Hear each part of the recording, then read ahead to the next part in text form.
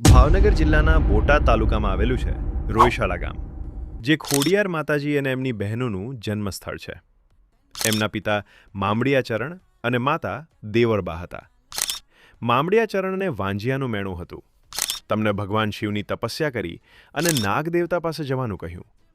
નાગદેવતાના આશીર્વાદથી મામડિયાચરણના ઘરે 7 પુત્રી અને 1 પુત્રનો જન્મ થયો, જેમના નામ આવડ, જોગડ, તોગડ, બીજબાઈ, હોલબાઈ, સંસાઈ ને જાનબાઈ અને ભાઈ મેરખીઓ. એમાંથી જાનબાઈ એ જ ખોડિયાર માતાજી.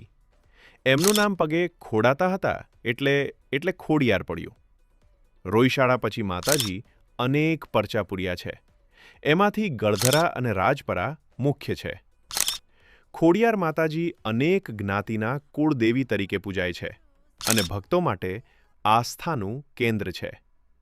મિત્રો, ગુજરાતની ધરોહર તમારી સમક્ષ રજૂ કરું છું, તો ફોલો કરી દેજો અને અમારો વિડીયો ગમ્યો હોય તો ચેનલ સબસ્ક્રાઇબ કરી દેજો.